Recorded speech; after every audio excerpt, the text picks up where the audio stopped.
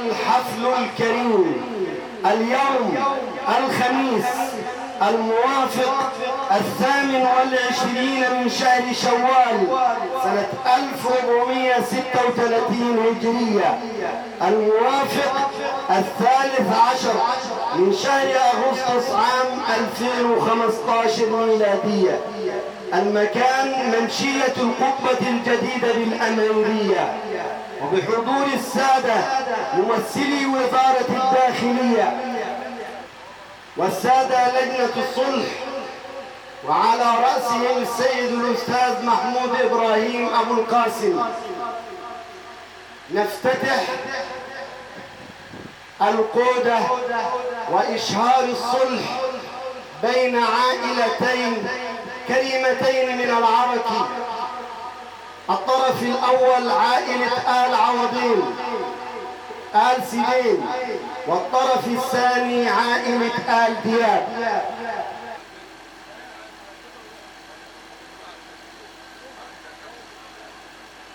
وإن طائفتان من المؤمنين اقتتلوا فأصلحوا بينهما، والصلح خير في سورة أخرى، فأصلحوا بينهما.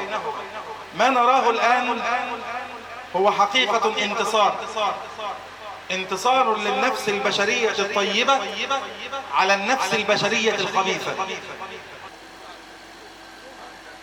حبيب إلى قلبي أن أجلس وقد تم الصلح والمصالحة بين عائلتين وأدا لفتنة الثأر التي لا أساس لها في دين الإسلام.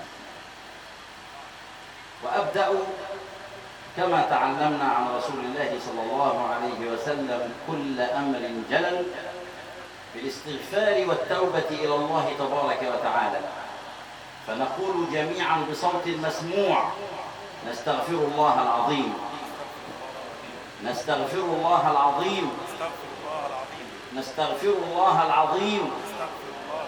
تبنا إلى الله ورجعنا إلى الله وندمنا على ما فعلنا، وعزمنا عزما أكيدا صادقا ألا نعصي الله إن شاء الله.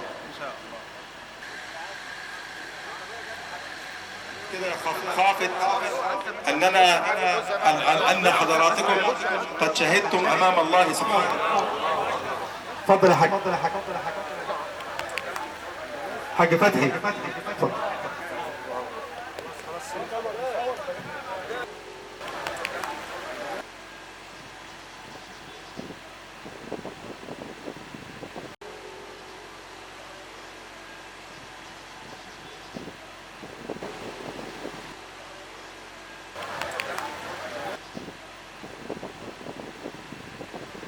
ربنا لا تؤاخذنا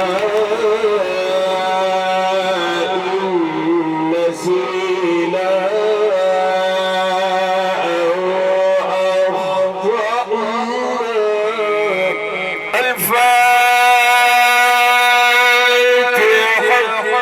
الحمد لله رب العالمين الرحمن الرحيم مالك يوم الدين، إياك نعبد وإياك نستعين، اهدنا الصراط المستقيم صراط الذين أنعمت عليهم غير المغضوب عليهم ولا الضالين، آمين. جزاكم الله خير الجزاء، والسلام عليكم ورحمة الله وبركاته.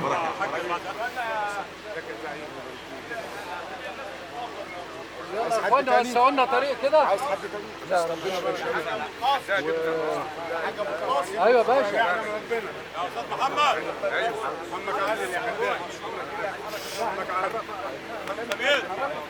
يلا يا اخوانا.